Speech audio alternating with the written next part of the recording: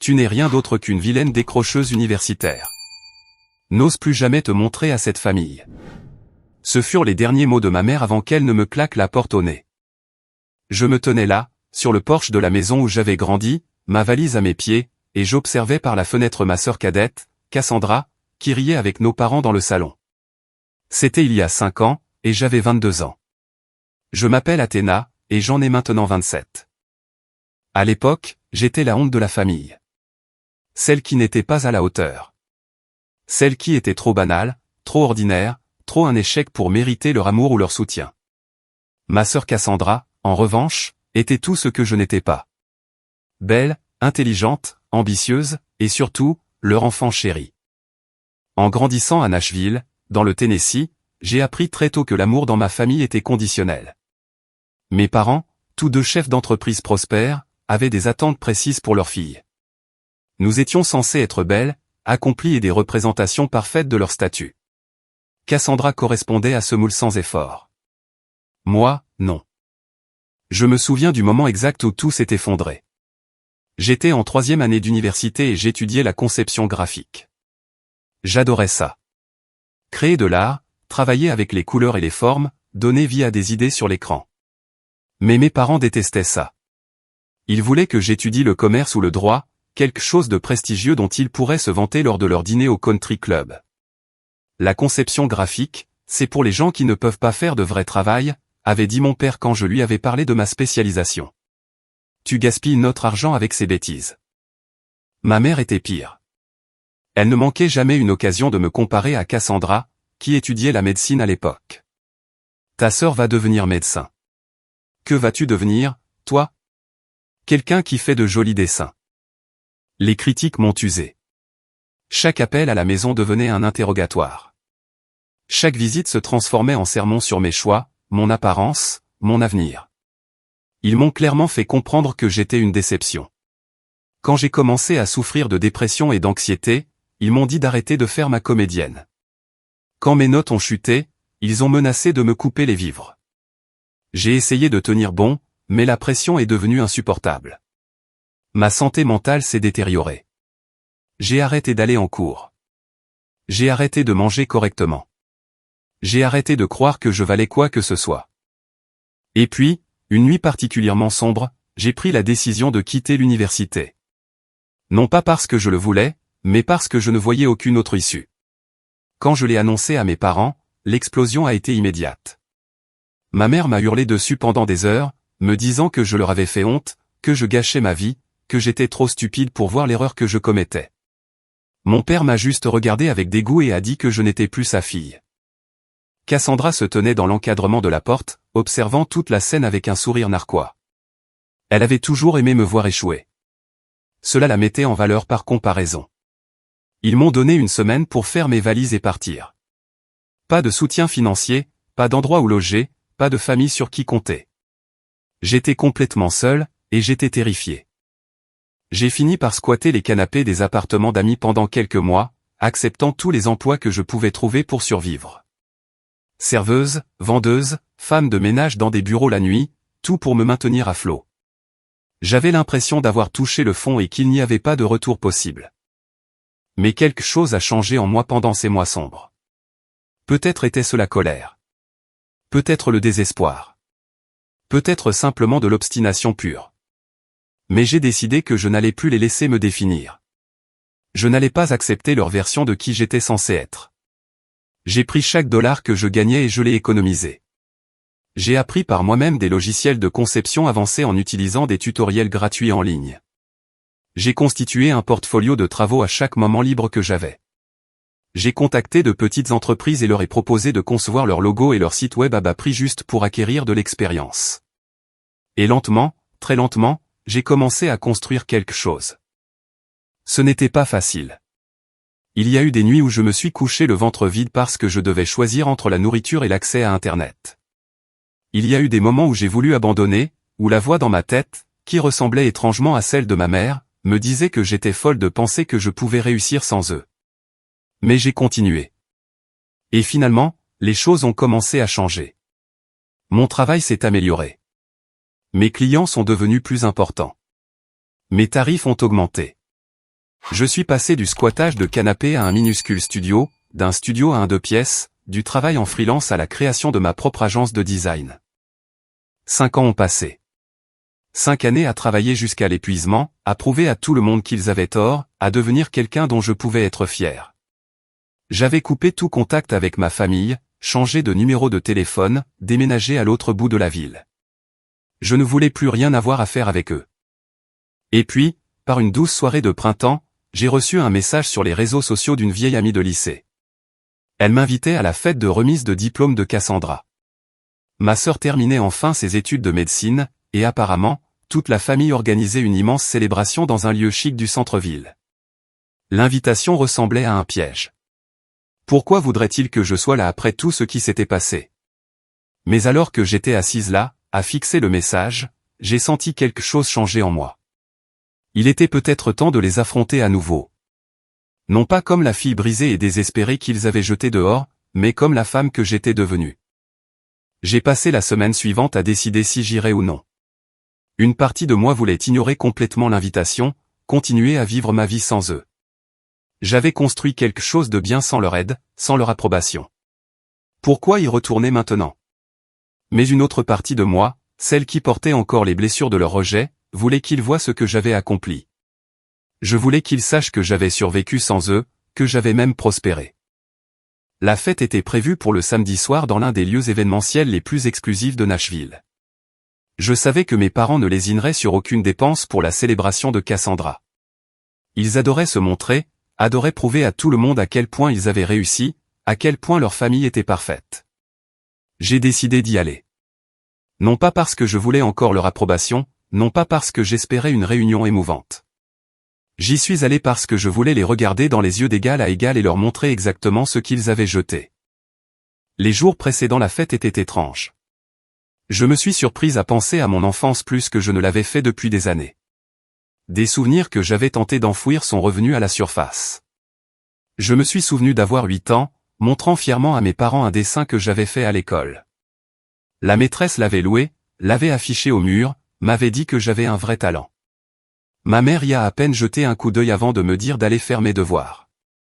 Mon père n'a même pas levé les yeux de son journal. Je me suis souvenu d'avoir 13 ans, d'entendre ma mère au téléphone avec sa sœur, se plaignant que je ne me développais pas aussi vite que Cassandra, que j'allais être la fille laide, qu'elle espérait que je serais au moins assez intelligente pour compenser mon manque de beauté. Je me suis souvenu d'avoir 16 ans, d'avoir reçu mon premier prix pour un concours de design à l'école, de me précipiter à la maison, excité de partager la nouvelle, pour voir mes parents l'ignorer parce que Cassandra était de nouveau sur le tableau d'honneur. Chaque souvenir renforçait le même message. Je n'étais pas assez bien. Je ne serai jamais assez bien. Pas pour eux. Mais maintenant, assise dans mon appartement que j'avais payé avec mon propre travail, entouré du succès que j'avais bâti à partir de rien, j'ai réalisé quelque chose d'important. Leur opinion n'avait plus d'importance. Je m'étais prouvé à la seule personne qui comptait vraiment, moi-même. Le soir de la fête est arrivé.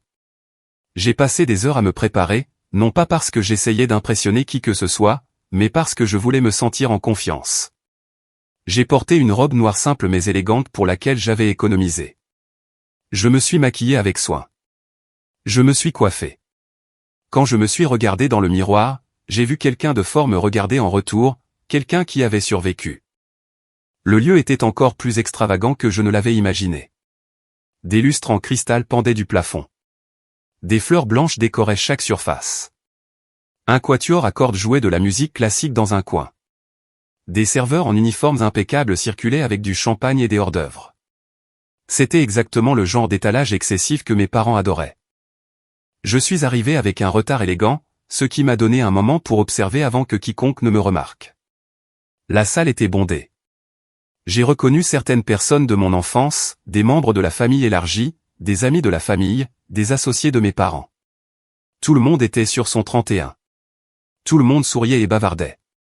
Tout le monde était là pour célébrer Cassandra. Ma sœur se tenait au centre de la pièce, vêtue d'une magnifique robe blanche, ayant tout l'air de la brillante diplômée en médecine. Elle riait de quelque chose que quelqu'un venait de dire, sa main reposant sur le bras d'un bel homme que je ne reconnaissais pas. Probablement son petit ami. Mes parents l'encadraient de chaque côté, rayonnant de fierté. J'ai senti une oppression familière dans ma poitrine en les regardant. C'était censé être moi. J'étais censé être celle dont ils étaient fiers. Mais j'avais failli à leurs attentes, et ils m'avaient rejeté comme si je ne signifiais rien. J'ai pris une profonde inspiration et je suis entré plus avant dans la pièce. Plusieurs personnes m'ont jeté un regard, mais personne ne semblait me reconnaître. J'avais beaucoup changé en 5 ans. J'étais plus mince maintenant, plus soigné, je me tenais différemment. La décrocheuse universitaire effrayée et déprimée avait disparu. À sa place se tenait quelqu'un qui avait appris à survivre. Je me suis dirigé vers le bar et j'ai commandé un verre de vin. Pendant que j'attendais, j'ai entendu une voix familière derrière moi. « Athéna, c'est bien toi. » Je me suis retourné pour trouver le professeur Howard, l'un de mes professeurs préférés de l'université. Il enseignait au département des arts, l'une des rares personnes à avoir encouragé mon travail de design avant que je n'abandonne. Il avait l'air plus âgé maintenant, plus de gris dans ses cheveux, mais ses yeux bienveillants étaient les mêmes. « Professeur Howard, dis-je, sincèrement surprise. Qu'est-ce que vous faites ici ? » J'enseigne à la faculté de médecine maintenant, expliqua-t-il. Cassandra était l'une de mes étudiantes. Une fille brillante, très déterminée. Il marqua une pause, étudiant mon visage. J'ai entendu dire que vous aviez quitté l'école. Je me suis toujours demandé ce qui vous était arrivé. Vous aviez un tel talent. Ces mots m'ont touché plus que je ne l'aurais cru. Voici quelqu'un qui avait cru en moi, qui avait vu du potentiel dans mon travail, et j'avais disparu sans explication. J'ai eu quelques problèmes personnels, dis-je prudemment. Mais je vais bien maintenant. Je possède ma propre agence de design. Son visage s'illumina. Vraiment ? C'est merveilleux. J'ai toujours su que vous en étiez capable. Votre travail était toujours exceptionnel, même à l'époque.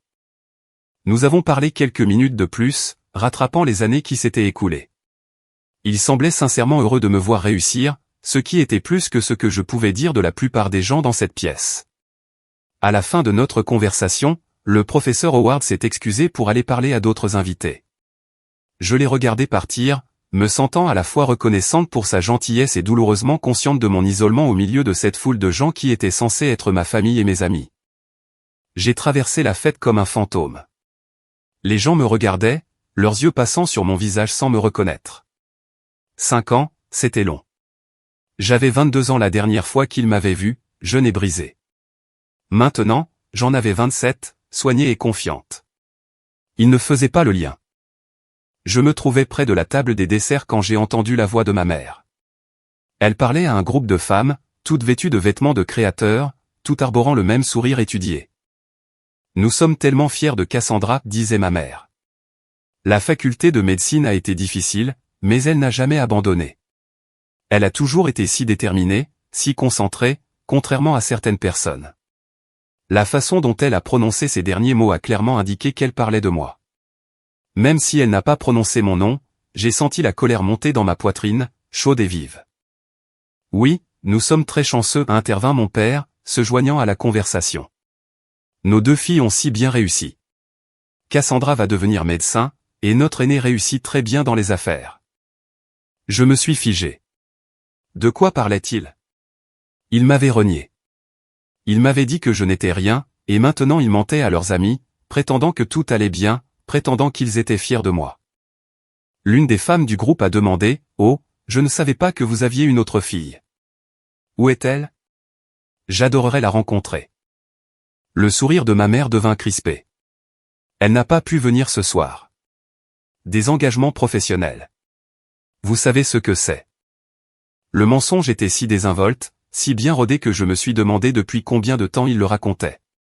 Combien de fois avait-il prétendu que je faisais encore partie de la famille, encore partie de leur image parfaite, alors qu'en réalité il m'avait jeté comme une ordure ?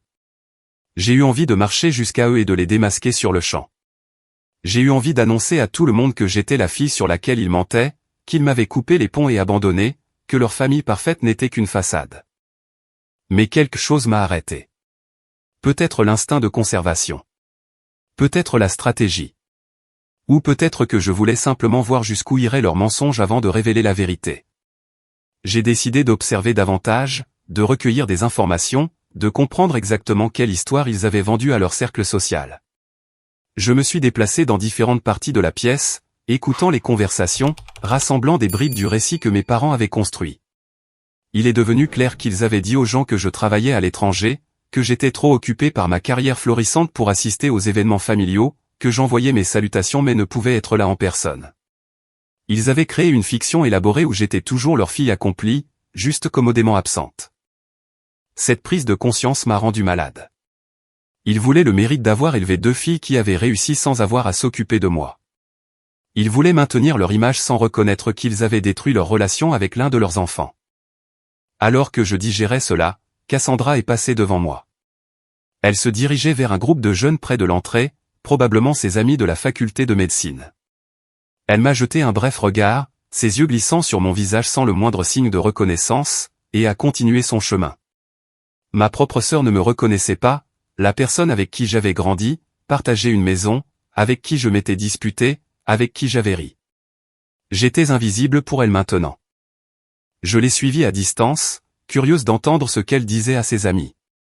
Ils la félicitaient tous, parlaient de leur future carrière, partageaient des histoires de la faculté de médecine. Cassandra était animée et heureuse, savourant l'attention. « Ta famille doit être si fière » a dit l'un de ses amis. Cassandra a ri. Ils le sont. Mes parents m'ont toujours soutenu. Ils m'ont poussé à donner le meilleur de moi-même. Un autre ami a demandé, « As-tu des frères et sœurs ?» J'ai une sœur aînée, a dit Cassandra, sa voix prudente, mais nous ne sommes pas proches. Elle a fait de mauvais choix il y a quelques années, et nous ne nous parlons plus vraiment. De mauvais choix. C'est ainsi qu'elle décrivait ma dépression, ma lutte pour survivre. De mauvais choix. C'est triste, a dit son ami avec sympathie. Cassandra a haussé les épaules. Certaines personnes ne supportent tout simplement pas la pression. Mes parents ont fait tout ce qu'ils pouvaient pour elle, mais elle a tout gâché. Elle a abandonné l'université et a pratiquement disparu. Nous n'avons aucune idée de ce qu'elle fait maintenant. La cruauté désinvolte de ses paroles m'a piqué plus que je ne l'aurais cru. Elle parlait de moi comme si j'étais une étrangère, comme si mes luttes ne signifiaient rien, comme si les années de violence psychologique de nos parents avaient été de ma faute. J'ai eu envie de la confronter sur le champ. J'ai eu envie de lui dire exactement ce que j'avais fait ces 5 dernières années. J'ai eu envie de lui jeter mon succès au visage et de la voir réaliser qu'elle s'était trompée à mon sujet. Mais je me suis retenu. La soirée était encore jeune. Il y aurait du temps pour les révélations plus tard. Je me suis éloigné du groupe de Cassandra et me suis retrouvé dans un coin plus calme de la pièce. Le professeur Howard est réapparu, cette fois avec un homme d'âge moyen en costume coûteux. Athéna, dit chaleureusement le professeur Howard, je veux vous présenter quelqu'un. Voici le docteur Gregory, le doyen de la faculté de médecine. Je lui parlais justement de votre agence de design. Le docteur Gregory m'a tendu la main, et je l'ai serré. Ravi de vous rencontrer. Le professeur Howard parle en très bons termes de votre travail. Merci, dis-je, surprise par le plaidoyer du professeur. En fait, poursuivit le docteur Gregory, nous cherchons quelqu'un pour refondre le site web et les supports de marque de notre faculté de médecine. Le design actuel est assez dépassé. Seriez-vous intéressé pour discuter d'un contrat potentiel? Mon cœur a fait un bond. C'était une opportunité majeure. Le genre de client qui pourrait faire passer mon agence au niveau supérieur, et cela se passait ici, à la fête de remise de diplôme de ma sœur, pendant que ma famille prétendait que je n'existais pas. Je serais très intéressé, dis-je, gardant ma voix professionnelle malgré les battements de mon pouls. Nous avons échangé nos coordonnées, et le docteur Gregory a promis de me contacter la semaine suivante pour fixer une réunion formelle. Alors qu'il s'éloignait, le professeur Howard m'a souri. Les opportunités se présentent quand on s'y attend le moins, dit-il doucement. J'ai hoché la tête, mais mon esprit tourbillonnait. La soirée avait pris une tournure inattendue, et j'avais le sentiment que les choses allaient devenir très intéressantes. Après le départ du docteur Gregory, je me suis excusé auprès du professeur Howard et je suis sorti sur la terrasse. J'avais besoin d'air. J'avais besoin d'espace pour digérer ce qui se passait. La brise fraîche de la nuit faisait du bien sur ma peau échauffée. La terrasse surplombait le centre-ville de Nashville, les lumières de la ville scintillant au loin. Je me suis appuyé contre la balustrade et j'ai fermé les yeux, essayant de calmer la tempête d'émotions en moi. Colère, satisfaction, confusion, justification. Tout se mélangeait jusqu'à ce que je ne puisse plus dire quelle était la plus forte. J'ai entendu des pas derrière moi et je me suis retourné pour trouver une femme que je ne reconnaissais pas. Elle était plus âgée, peut-être dans la cinquantaine, avec des cheveux gris parfaitement coiffés et une élégante robe bleue. Elle m'a souri chaleureusement. Besoin d'une pause loin de la foule, demanda-t-elle, venant se tenir à côté de moi à la balustrade. Quelque chose comme ça, ai-je répondu. Je suis Hélène, se présenta-t-elle. Je suis une collègue du père de Cassandra. Nous travaillons ensemble depuis des années. La collègue de mon père. J'ai gardé une expression neutre. Enchanté. Vous me semblez familière, dit Hélène en étudiant mon visage. Nous nous sommes déjà rencontrés? Je ne pense pas, dis-je prudemment. Elle pencha la tête, m'examinant toujours. Non, je suis certaine de vous avoir vu quelque part. Peut-être en photo. Puis ses yeux s'écarquillèrent légèrement. Oh mon Dieu! Êtes-vous Athéna? Mon estomac s'est noué. Alors, quelqu'un me reconnaissait après tout. Oui, dis-je doucement. Le visage d'Hélène se transforma avec une chaleur sincère. J'ai tellement entendu parler de vous. Vos parents ont mentionné que vous réussissiez très bien dans les affaires. Ils ont dit que vous travailliez à l'étranger, mais je suis si contente que vous ayez pu venir ce soir. Cassandra doit être ravie d'avoir sa sœur ici. Les mensonges de mes parents étaient encore plus élaborés que je ne le pensais. Je n'ai pas corrigé Hélène. Au lieu de cela, j'ai simplement souri et les laissé continuer. Votre père m'a montré des photos de votre travail le mois dernier, poursuivit Hélène. De magnifiques créations. Il était si fier. Il conserve un portfolio de vos projets dans son bureau. C'en était trop. Mon père gardait un portfolio de mon travail. Le même homme qui avait qualifié mon choix de carrière de sans valeur. Qui m'avait renié pour l'avoir poursuivi. C'est surprenant, dis-je, incapable de masquer le tranchant dans ma voix. Hélène ne sembla pas remarquer mon ton. Oh, il parle de vous tout le temps. Ces deux filles sont si accomplies. Vous devez avoir des parents merveilleux pour avoir élevé des enfants si brillants. J'ai eu la nausée. Ils s'attribuaient le mérite de mon succès, le succès que j'avais obtenu entièrement sans eux. Le succès que j'avais bâti à partir de rien après qu'ils m'aient abandonné. Ils utilisaient mes réalisations pour rehausser leur propre réputation tout en prétendant simultanément que j'étais trop occupé pour assister aux événements familiaux. Excusez-moi, dis-je brusquement. Je dois trouver les toilettes. J'ai laissé Hélène sur la terrasse et je suis retourné à l'intérieur, les mains tremblantes de rage. Je devais les confronter. Je devais exposer leurs mensonges maintenant, devant tous leurs amis et collègues. Je voulais que tout le monde sache la vérité. Mais en regardant autour de moi, j'ai vu mes parents entourés d'admirateurs. J'ai vu Cassandra briller sous les projecteurs. J'ai vu l'image parfaite qu'ils avaient créée. Et j'ai réalisé que les confronter publiquement me ferait passer pour une personne amère et mesquine. Ils le retourneraient contre moi, disant que j'étais jalouse, instable, l'enfant à problème qu'ils avaient toujours prétendu que j'étais. Je devais être plus intelligente que ça. J'avais besoin de preuves. J'avais besoin d'un moyen de les démasquer qui ne puisse être ni rejeté ni expliqué. J'ai sorti mon téléphone et j'ai commencé à enregistrer des mémos vocaux, documentant tout ce dont j'étais témoin.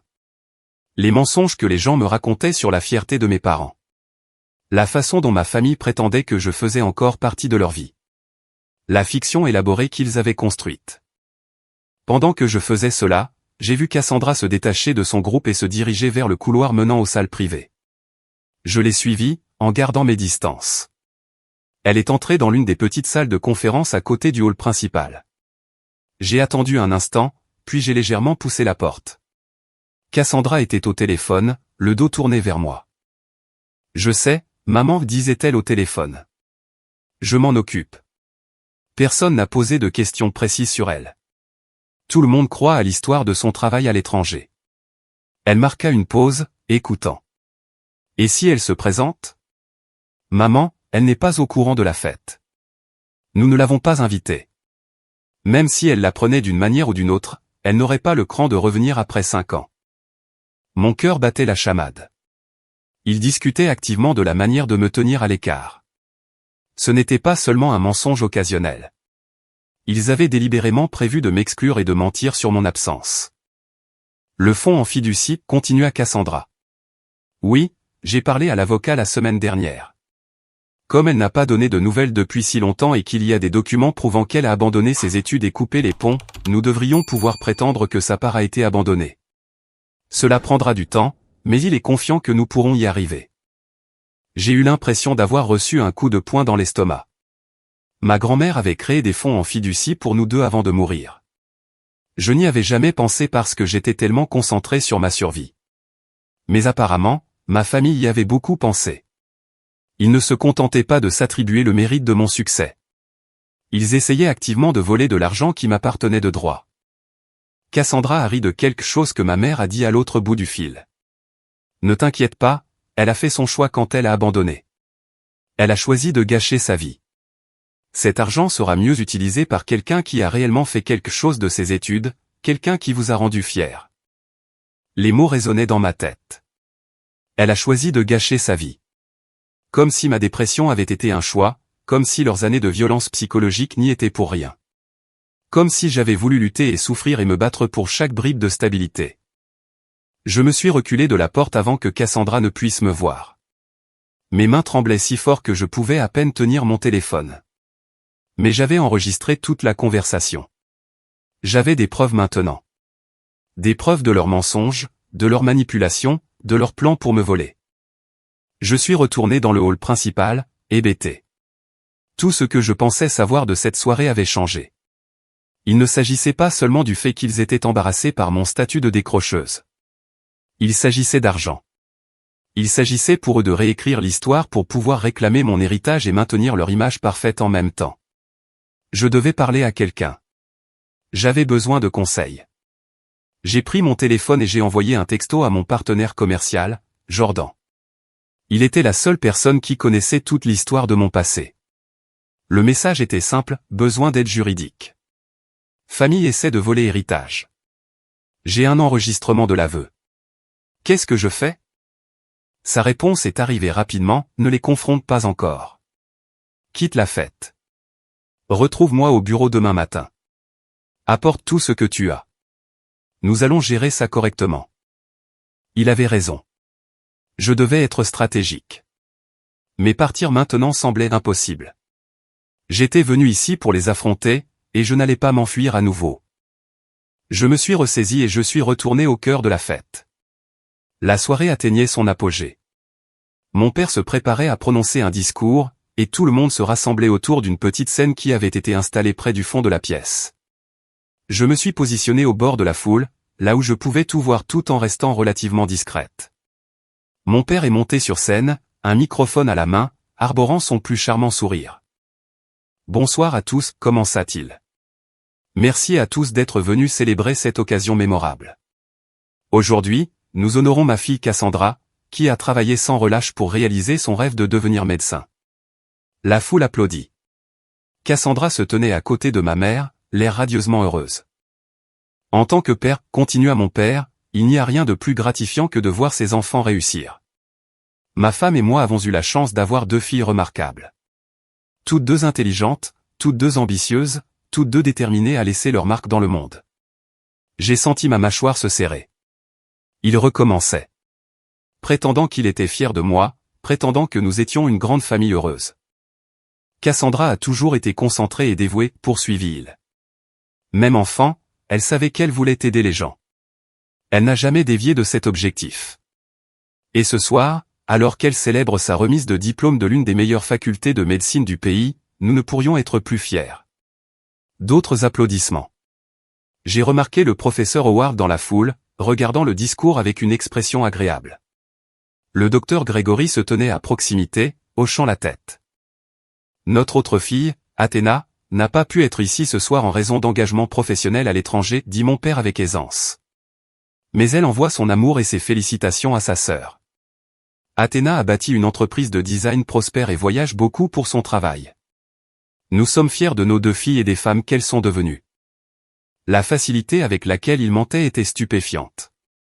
Il livrait ses mensonges avec une telle conviction que j'ai presque failli y croire moi-même un instant. Presque. La famille, c'est tout, conclut mon père.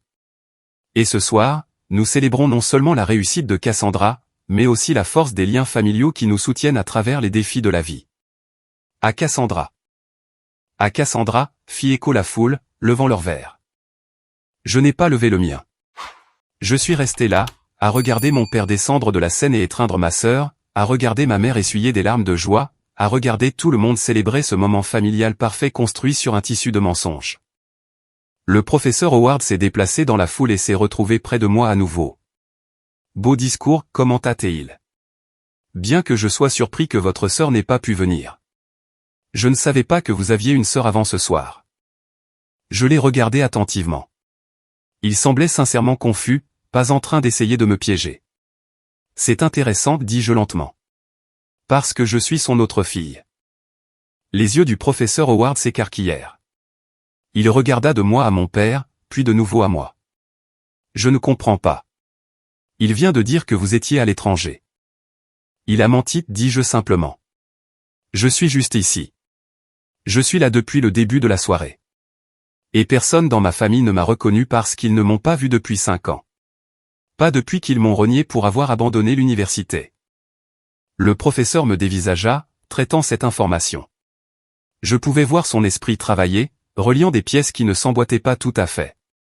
Mais il vient de dire qu'il était fier de vous. Il a dit que vous aviez une entreprise florissante. J'ai bien une entreprise florissante, ai-je confirmé. Mais ils ne le savent pas. Ils n'ont aucune idée de ce que j'ai fait depuis qu'ils m'ont mise à la porte. Ils ont inventé des histoires sur moi pour sauver la face devant leurs amis. Le professeur Howard parut sincèrement choqué. C'est inadmissible. Pourquoi ferait-il ça? Parce qu'ils se soucient plus de leur réputation que de moi, dis-je. Les mots sortirent, amers mais vrais. Avant que le professeur Howard ne puisse répondre, le docteur Gregory nous rejoignit. Tout va bien ici, demanda-t-il, sentant la tension. Le professeur Howard me regarda, me laissant le choix de partager ce que je venais de lui dire. J'ai pris une décision en une fraction de seconde. Docteur Gregory, dis-je, je dois être honnête avec vous sur quelque chose avant que nous allions plus loin dans nos discussions d'affaires.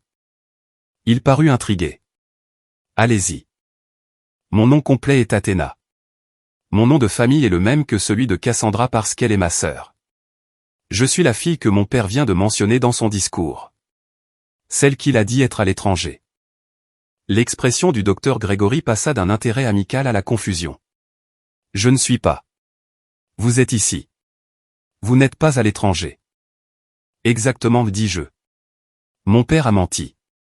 Il a menti à tout le monde ici à mon sujet. La vérité est que mes parents m'ont renié il y a 5 ans quand j'ai abandonné l'université à cause de problèmes de santé mentale. Ils m'ont complètement coupé les ponts, m'ont dit de ne plus jamais les contacter, et ont fait comme si je n'existais pas jusqu'à récemment, apparemment, quand ils ont décidé de commencer à dire aux gens que je réussis et que je suis occupé par mon travail à l'étranger. Ils utilisent mon vrai succès, dont ils ne savent rien, pour se faire passer pour de bons parents.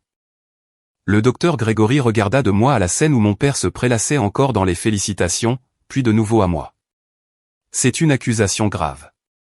Ce n'est pas une accusation. C'est la vérité, dis-je. J'ai sorti mon téléphone. J'ai un enregistrement de ma sœur au téléphone avec ma mère plus tôt ce soir. Dedans, elles discutent de leur soulagement que je n'ai pas appris l'existence de la fête et que je ne me sois pas présenté. Elles ont aussi discuté de plans pour voler mon héritage, prétendant que j'y avais renoncé en abandonnant mes études et en perdant contact. Le visage du professeur Howard était devenu pâle. Athéna, c'est terrible. Je n'avais aucune idée que vous aviez traversé une telle épreuve. La plupart des gens l'ignorent, dis-je, parce que je me suis concentré sur la reconstruction de ma vie plutôt que de laver mon linge sale en public. Mais je suis venu ici ce soir parce que je voulais les revoir. Je voulais les affronter en tant que personne qui avait réussi malgré eux, pas grâce à eux. Ce à quoi je ne m'attendais pas, c'était de découvrir qu'ils mentent à mon sujet depuis des années et qu'ils complotent pour voler de l'argent qui m'appartient. Le docteur Gregory resta silencieux un long moment, étudiant mon visage. Pouvez-vous prouver que vous êtes bien qui vous dites être? J'ai sorti mon permis de conduire et je le lui ai montré. Mon nom, ma date de naissance, mon adresse à Nashville. Tout confirmait mon identité. Je vous crois, dit-il finalement. Et je suis consterné par ce que vous avez partagé. Cependant, je dois réfléchir attentivement à la manière de procéder avec nos discussions d'affaires. Cela me met dans une position délicate car votre père est un collègue respecté et je connais votre famille depuis des années. Mon cœur se serra. Bien sûr, la réputation de ma famille l'emporterait sur ma vérité. C'était toujours le cas. Mais le professeur Howard intervint. Avec tout mon respect, Dr Gregory, la situation familiale d'Athéna n'a rien à voir avec ses capacités professionnelles. Je l'ai eue comme étudiante à l'université avant qu'elle ne parte.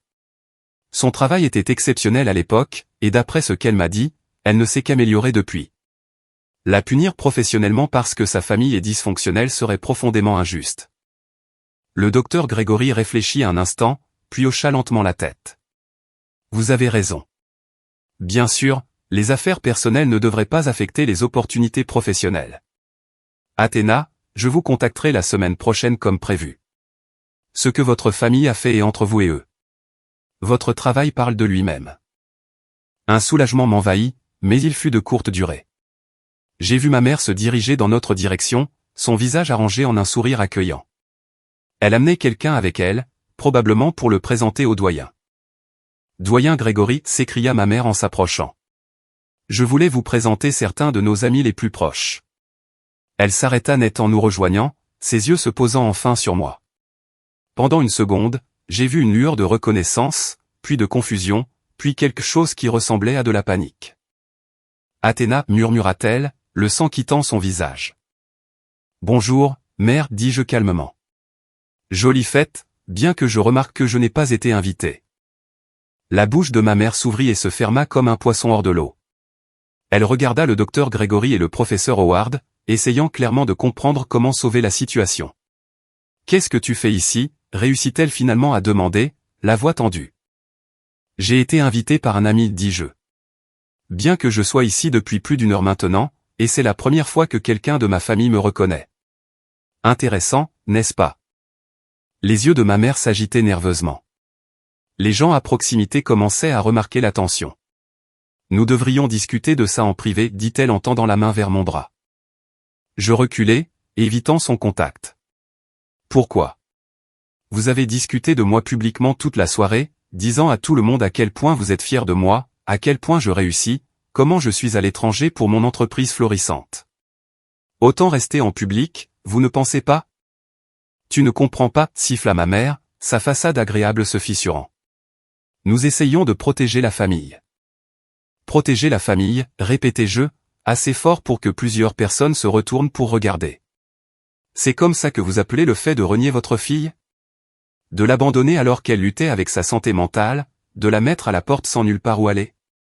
Tu as fait ton choix quand tu as abandonné, dit ma mère sur la défensive. Tu as jeté tout ce que nous t'avions donné. Ce que vous m'aviez donné? J'ai senti ma colère monter. Vous m'avez donné la critique, la comparaison et l'amour conditionnel. Et quand je n'ai plus pu supporter la pression, vous m'avez jeté comme si je n'étais rien. Mon père est apparu alors, attiré par l'agitation. Quand il m'a vu là, son visage a traversé la même progression d'émotions que celui de ma mère, reconnaissance, confusion, panique. Athéna, dit-il, sa voix soigneusement contrôlée. Ce n'est ni le moment ni l'endroit pour cette discussion. Vraiment? Parce que vous semblez avoir beaucoup à dire sur moi dans votre discours, ai-je rétorqué. Tous ces mensonges sur votre fierté, sur mon entreprise prospère à l'étranger, sur les liens familiaux et le soutien. Devrions-nous dire la vérité à tout le monde, papa? Devrions-nous leur dire que vous ne m'avez pas parlé depuis 5 ans? Que vous m'avez dit que je n'étais plus votre fille? Les gens regardaient définitivement maintenant. Les conversations autour de nous s'étaient tues alors que les invités se tournaient pour voir ce qui se passait. J'ai vu Cassandra se frayer un chemin à travers la foule, le visage pâle d'alarme. Athéna, s'il te plaît, dit mon père, essayant de garder son sang-froid. Tu fais une scène. Je fais une scène? J'ai ri amèrement. Vous avez inventé toute une vie fictive pour moi. Vous avez utilisé mon vrai succès, dont vous ne savez rien, pour vous faire passer pour des parents aimants, et maintenant vous êtes contrarié que je vous dénonce. Cassandra nous a rejoints, les yeux écarquillés. Qu'est-ce qui se passe? Ta sœur a décidé de se présenter sans y être invitée et de créer un drame à ta fête de remise de diplôme, dit ma mère sèchement. C'est bien elle d'essayer de gâcher ta journée spéciale. Sans y être invitée? Je me suis tourné vers Cassandra. C'est drôle, ça. J'ai entendu ta conversation téléphonique tout à l'heure. Celle où tu disais à maman à quel point tu étais soulagé que je ne sois pas au courant de la fête et que je ne me présenterais pas. Celle où vous discutiez de voler mon héritage. Le visage de Cassandra devint blanc. Je ne sais pas de quoi tu parles. J'ai sorti mon téléphone. Je l'ai enregistré. Tu veux que je le passe pour tout le monde ici? Qu'ils t'entendent, toi et maman, comploter pour prétendre que j'ai renoncé à mon fonds en fiducie. Qu'ils t'entendent rire de la façon dont j'ai gâché ma vie. Tu es folle, cracha Cassandra. Tu as toujours été instable et dramatique. J'étais en difficulté, la corrigeai-je froidement. J'étais déprimée, anxieuse et j'avais désespérément besoin d'aide. Et au lieu de me soutenir, vous vous êtes moqué de moi. Vous tous. Vous m'avez fait me sentir sans valeur jusqu'à ce que je le croie moi-même. Le professeur Howard s'éclaircit la gorge. Je pense que tout le monde ici a besoin d'entendre quelque chose. J'ai été le professeur d'Athéna à l'université. C'était l'une des étudiantes les plus talentueuses que j'ai jamais eues. Quand elle a quitté l'école, j'ai été dévasté parce que je savais qu'elle avait un potentiel incroyable, mais je savais aussi qu'elle luttait contre quelque chose de plus profond que le simple stress académique. Il regarda directement mes parents. Une bonne famille l'aurait aidé à traverser cette épreuve. Au lieu de cela, d'après ce que j'entends ce soir, vous l'avez abandonnée quand elle avait le plus besoin de vous. Et maintenant, vous essayez de vous attribuer le mérite de son succès et de voler son héritage. Ce n'est pas une famille. C'est de l'exploitation. Le visage de mon père était devenu rouge de colère et d'embarras. Vous n'avez aucun droit de juger nos décisions familiales. Vous ne connaissez pas toute l'histoire. Alors éclairez-nous, dit calmement le docteur Gregory. Tout le monde se tourna pour le regarder. J'aimerais beaucoup entendre votre version des faits car pour l'instant, ce que j'entends dresse un tableau très troublant. La foule autour de nous s'était agrandie. Les gens chuchotaient, les téléphones étaient sortis. Certains enregistraient même. L'image parfaite de mes parents s'effondrait en temps réel, et ils ne pouvaient rien faire pour l'arrêter. Ma mère a tenté une dernière fois de sauver la situation. Athéna a toujours eu des problèmes. Nous avons tout essayé pour l'aider, mais elle a refusé notre soutien. Quand elle a abandonné, nous avons été dévastés. Nous lui avons donné de l'espace, espérant qu'elle reviendrait vers nous, mais elle a disparu. Nous la cherchons depuis des années. C'est un mensonge, dis-je fermement. Vous m'avez dit de ne plus jamais vous contacter. Vous avez changé vos numéros de téléphone. Vous avez clairement indiqué que j'étais morte pour vous. Je n'ai pas disparu. Vous m'avez effacé. Et la seule raison pour laquelle vous êtes contrarié maintenant, c'est parce que je me suis présenté et que j'ai ruiné la jolie histoire que vous racontiez à tout le monde. Jordan, mon partenaire commercial, est soudainement apparu à mon coude. Je ne l'avais même pas vu arriver, mais voir son visage familier m'a apporté un sentiment de soulagement. Il a dû voir ma localisation quand je lui ai envoyé un texto plus tôt et a décidé de venir. Tout va bien ici, demanda Jordan, mais son ton indiquait clairement qu'il savait que ce n'était pas le cas. Jordan, dis-je avec reconnaissance. Voici mes parents. Parents, voici Jordan, mon partenaire commercial. Nous dirigeons ensemble l'agence de design Athéna. Peut-être aimeriez-vous voir le portfolio que papa est censé garder dans son bureau? Sauf que vous ne pouvez pas, parce qu'il n'en a pas, car il n'a aucune idée de ce que j'ai fait ces 5 dernières années. Jordan a sorti sa tablette et a ouvert le site web de notre agence. Agence de design Athéna, dit-il en tournant l'écran pour que tout le monde à proximité puisse voir. Fondée il y a 3 ans, emploie actuellement 15 personnes. Le chiffre d'affaires de l'année dernière était d'un peu plus de 2 millions de dollars. Nous avons des clients dans tout le pays, y compris plusieurs entreprises du Fortune 500. Il a fait défiler le portfolio, montrant projet après projet, des designs de sites web élégants, des identités de marque, des campagnes marketing. Tout mon travail, tout créé sans un seul centime ni une once de soutien de ma famille. Voilà ce qu'Athéna a construit après que vous l'ayez mise à la porte, continua Jordan, sa voix calme mais tranchante. Elle est partie de rien. Elle a dormi sur des canapés. Elle a eu 3 emplois tout en apprenant seule des compétences avancées en design. Elle a économisé chaque centime jusqu'à ce qu'elle puisse se permettre son propre appartement. Puis elle a travaillé en freelance jusqu'à avoir assez de clients pour créer une agence. Elle a fait tout cela seule, et elle a incroyablement réussi. Ma mère fixait l'écran, son visage illisible. La mâchoire de mon père était si serrée que je pensais qu'elle pourrait se briser. Cassandra avait l'air d'avoir été giflée. 2 millions de dollars, dit enfin mon père, et j'ai entendu la cupidité dans sa voix malgré son choc. C'est le chiffre d'affaires, pas le profit, clarifia Jordan. Mais oui, l'entreprise est très prospère. Athéna est l'une des designers les plus recherchés de Nashville. Ce qui rend particulièrement exaspérant que vous vous attribuiez le mérite de son succès tout en essayant de voler son héritage. Nous ne volions pas, protesta faiblement ma mère. Nous réclamions simplement ce qui nous revenait de droit après qu'elle ait abandonné la famille. J'ai un enregistrement qui dit le contraire, lui ai-je rappelé. Cassandra a été très claire au téléphone sur le plan visant à prétendre que j'avais renoncé à mon fonds en fiducie. Je suis sûr qu'un juge serait très intéressé de l'entendre. Le professeur Howard intervint à nouveau. Je pense que ce qui est le plus dérangeant ici, c'est le schéma de comportement. Vous n'avez pas seulement mis Athéna à la porte quand elle était vulnérable. Vous avez passé 5 ans à mentir à son sujet, à utiliser son succès pour renforcer votre propre réputation, et maintenant vous tentez de la voler. Ce n'est pas un malentendu ou un désaccord familial. C'est de la violence systématique et de la fraude. Plusieurs personnes dans la foule hochèrent la tête. J'ai vu certains des amis de mes parents les regarder avec des expressions allant de la confusion au dégoût. L'image soigneusement construite s'effondrait. Le docteur Grégory s'adressa directement à mes parents. Je connais votre famille depuis plusieurs années. Je vous ai toujours respecté en tant que collègue et ami. Mais ce que j'entends ce soir est profondément troublant. Si ne serait-ce que la moitié de ce que votre fille dit est vrai, vous vous êtes comporté de manière abominable.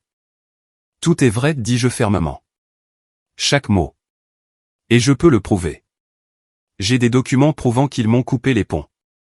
J'ai l'enregistrement de Cassandra discutant du fonds en fiducie. J'ai des témoins qui peuvent attester de mon état mental quand ils m'ont abandonné. J'ai 5 ans de construction d'une vie complètement séparée d'eux, sans soutien ni contact. Mon père a tenté une dernière fois de reprendre le contrôle. Athéna, tu es vindicative. Oui, nous avons fait des erreurs. Oui, des choses ont été dites sous le coup de la colère. Mais nous sommes toujours ta famille. Nous pouvons régler ça en privé. Maintenant vous voulez que ce soit privé, demandai-je, incrédule. Après avoir publiquement menti à mon sujet toute la soirée, après avoir fait ce discours touchant sur les liens familiaux et la fierté que vous portez à vos 2 filles. Vous ne pouvez pas choisir quand être public et quand être privé en fonction de ce qui vous arrange. Jordan se pencha près de moi et murmura, l'avocat est là. Je l'ai appelé après ton texto. Il attend dehors. J'ai hoché la tête et je me suis retourné vers mes parents. Voici ce qui va se passer. Demain matin, vous allez rencontrer mon avocat. Vous allez fournir la documentation complète du fonds en fiducie que ma grand-mère m'a laissé. Vous allez signer des papiers stipulant que vous n'avez aucun droit sur cet argent et que vous n'essayerez pas d'interférer avec mon accès à celui-ci. Et vous allez le faire rapidement et discrètement. Et si nous refusons, me défia mon père. Alors je vais voir chaque personne ici ce soir et je leur raconte toute l'histoire, dis-je. Je leur fais écouter l'enregistrement de Cassandra. Je leur fournis la documentation de tout ce que vous avez fait. Je m'assure que tout le monde dans votre cercle social, tous ceux avec qui vous faites des affaires, tous ceux qui vous croient des citoyens respectables, sachent exactement quel genre de personne vous êtes vraiment. Je détruirai la réputation qui vous est si chère. Le visage de ma mère était passé de pâle à rouge. Tu n'oserais pas. Mets-moi au défi, dis-je froidement. Je n'ai rien à perdre. Vous m'avez déjà tout pris une fois. J'ai reconstruit sans vous. Je n'ai pas besoin de votre argent ni de votre approbation. Mais je serai damné si je vous laisse me voler et prétendre être des parents fiers en le faisant. Cassandra a finalement trouvé sa voie. C'est de la folie. Tu débarques ici après 5 ans et tu nous menaces. Je ne vous ai pas menacé, ai-je corrigé. Je vous ai offert un choix. Signez pour ce qui m'appartient de droit ou faites face aux conséquences de vos actes. C'est vraiment très simple. Jordan a regardé sa montre. L'avocat attend. Athéna, nous devrions y aller. Laissons-les réfléchir à leurs options pendant la nuit. J'ai regardé ma famille une dernière fois. Ma mère pleurait maintenant, des larmes prudentes qui ne gâchaient pas son maquillage. Mon père avait l'air furieux mais piégé. Cassandra semblait juste abasourdie, sa parfaite fête de remise de diplôme transformée en spectacle public. Félicitations pour ton diplôme, Cassandra, dis-je. J'espère que c'était tout ce dont tu rêvais. Puis je me suis retourné et j'ai marché vers la sortie, Jordan à mes côtés, laissant ma famille au milieu de leurs invités horrifiés. L'avocat, Marcus, attendait dans le hall comme promis. Il avait la quarantaine, le regard vif et professionnel. Jordan avait travaillé avec lui sur plusieurs contrats commerciaux et lui faisait entièrement confiance. Athéna me salua Marcus avec une poignée de main ferme. Jordan m'a mis au courant des grandes lignes. C'est une sacrée situation. C'est une façon de le dire, dis-je, encore tremblante de la confrontation. Nous nous sommes déplacés dans un coin tranquille du hall où Marcus a sorti un bloc-notes et a commencé à prendre des notes. Je lui ai tout raconté, le reniement il y a 5 ans, les mensonges que ma famille avait répandus, la conversation téléphonique surprise sur le fonds en fiducie, l'enregistrement que j'avais fait. « Avez-vous des documents concernant le fonds en fiducie » demanda Marcus. « J'ai des copies des documents originaux que l'avocat de ma grand-mère m'a envoyés il y a des années, dis-je. Je n'ai jamais touché à l'argent parce que je voulais prouver que je pouvais y arriver seul, mais j'ai gardé tous les papiers. » Marcus hocha la tête avec approbation. « Bien. Ça aidera. Et vous avez cet enregistrement. » Je le lui ai fait écouter. La voix de Cassandra était claire, discutant avec ma mère de la manière dont elle prévoyait de prétendre que j'avais renoncé au fonds en fiducie en raison de mon abandon d'études et de la perte de contact avec la famille. Marcus écoutait attentivement, prenant des notes. Quand ce fut terminé, il leva les yeux. C'est une excellente preuve d'intention de frauder. Combiné à leurs mensonges publics de ce soir et aux témoignages sur la façon dont ils vous ont traité, nous avons un dossier solide. Qu'est-ce qui se passe maintenant, demandai-je. Maintenant, nous agissons rapidement, dit Marcus. Demain matin, j'enverrai une lettre formelle à vos parents demandant une réunion. Je décrirai ce que nous savons et ce que nous sommes prêts à faire s'ils ne coopèrent pas. Étant donné que leur réputation est clairement importante pour eux, et que plusieurs personnes respectées ont été témoins de la confrontation de ce soir, je crois qu'ils accepteront nos conditions. Et le fonds en fiducie ? D'après ce que vous m'avez dit, le testament de votre grand-mère ne contenait aucune condition concernant l'éducation ou le contact avec la famille. L'argent est à vous, que vous ayez obtenu votre diplôme universitaire ou que vous soyez resté en contact avec vos parents. Toute tentative de prétendre le contraire est une fraude. Ils le savent, c'est pourquoi ils prévoyaient de le faire discrètement plutôt que par les voies légales appropriées. Un soulagement m'envahit. Donc je peux vraiment avoir l'argent ? Vous pouvez et vous l'aurez, confirma Marcus. Mais Athéna, je dois vous demander, que voulez-vous au-delà de l'argent ? Voulez-vous porter plainte au pénal pour la tentative de fraude ? Voulez-vous poursuivre pour dommages moraux ? Voulez-vous rendre public leur traitement envers vous ? J'ai réfléchi attentivement. Une partie de moi voulait réduire leur vie en cendres comme ils avaient essayé de le faire avec la mienne, mais une autre partie de moi voulait juste être complètement libre d'eux. Je veux mon argent, dis-je finalement.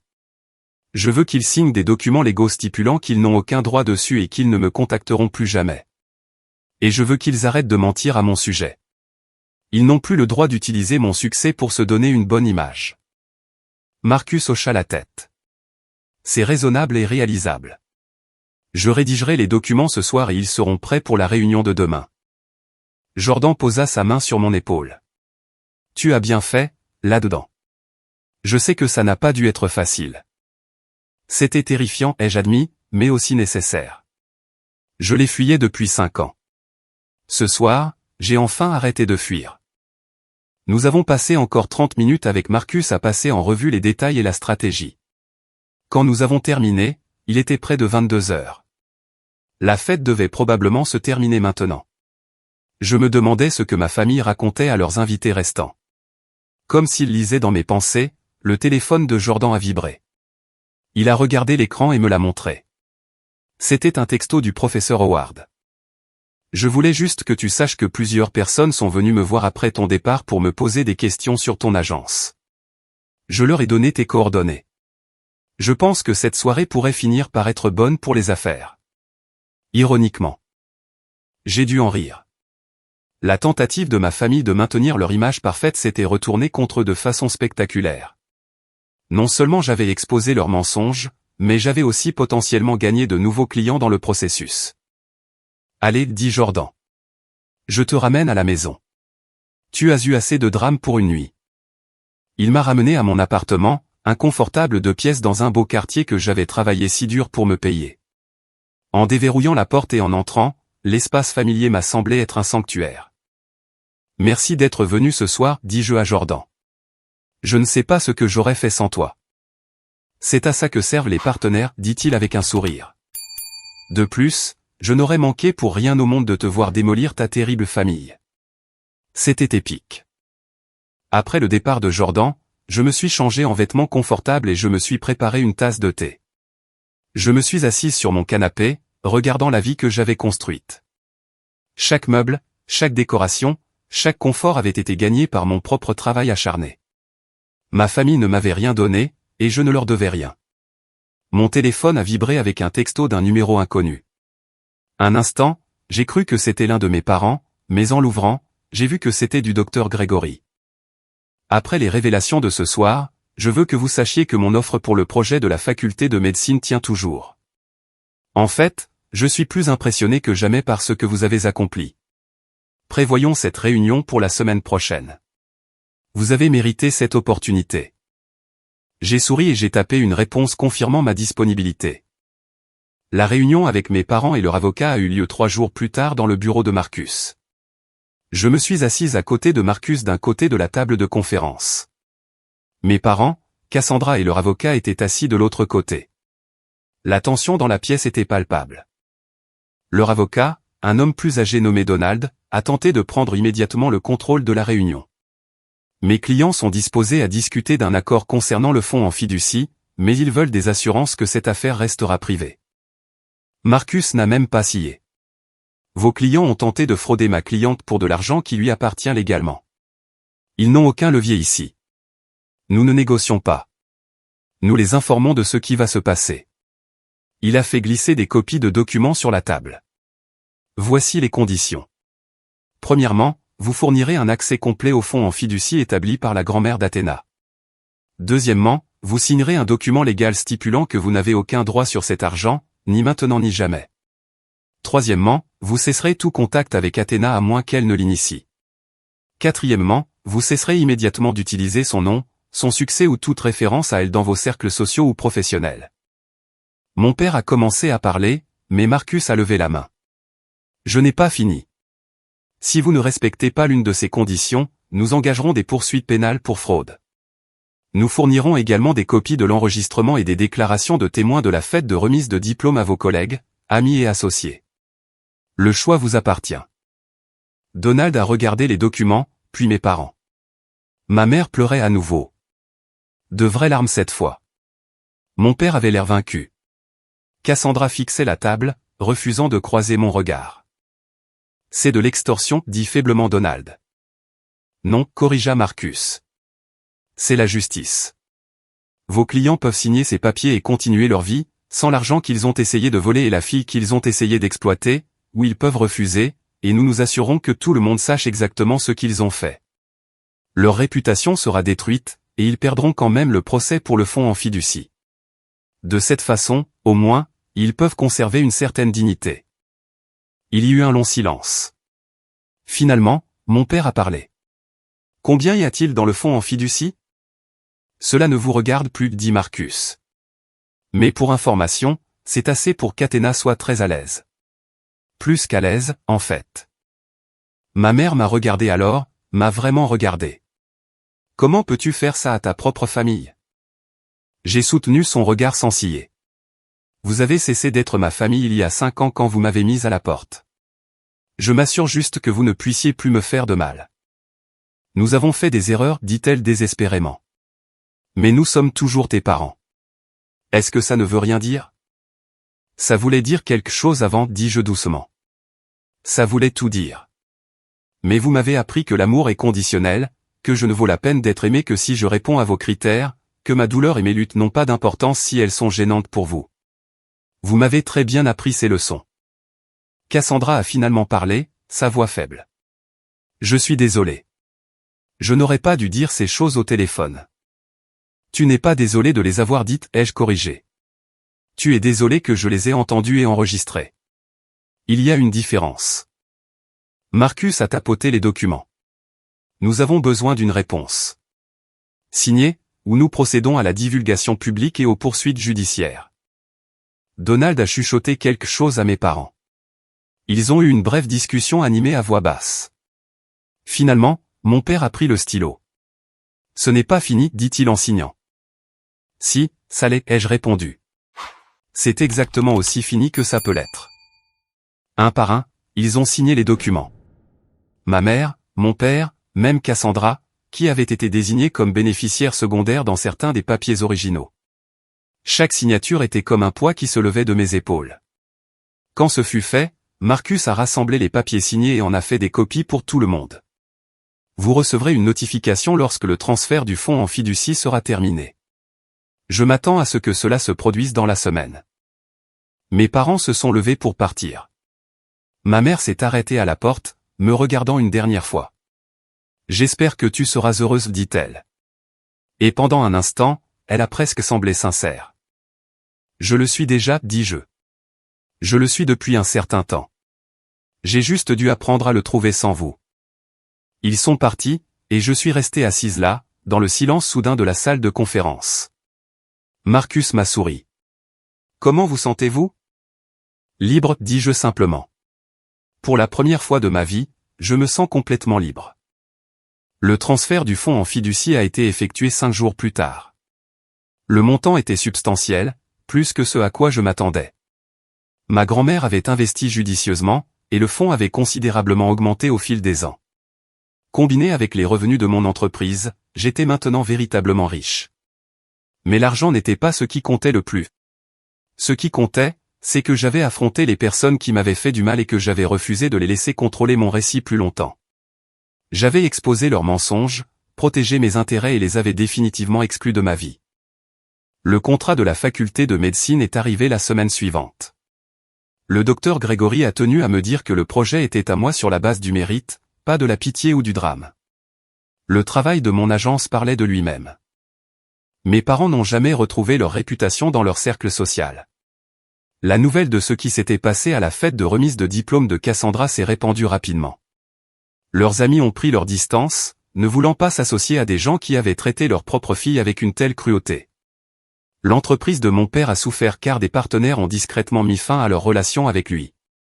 Ma mère s'est retirée de ses clubs sociaux, incapable d'affronter le jugement. Cassandra a terminé ses études de médecine mais a eu du mal à trouver un bon poste d'interne. Les enregistrements et les témoignages avaient circulé dans la communauté médicale, et son éthique était remise en question. Elle a fini par déménager dans un autre état, essayant de repartir à zéro là où personne ne connaissait son histoire. Ils avaient bâti leur vie sur les apparences et la réputation, et quand celles-ci se sont effondrées, il ne leur restait plus rien sur quoi s'appuyer. Quant à moi, 6 mois plus tard, je me tenais dans mon bureau agrandi, regardant mon équipe travailler sur des projets qui auraient semblé impossibles un an plus tôt. Le succès me semblait réel maintenant, mérité et inébranlable. J'avais appris qu'on n'a pas besoin de l'approbation de sa famille pour construire une vie pleine de sens. Parfois, la famille que l'on mérite est celle que l'on se crée. Et parfois, la meilleure vengeance n'est pas la destruction, mais simplement de devenir si brillante, si heureuse, si libre que leurs opinions n'ont plus d'importance. Je leur avais tourné le dos à cette fête de remise de diplôme, et je n'avais jamais regardé en arrière. C'est à ce moment-là que j'ai vraiment gagné.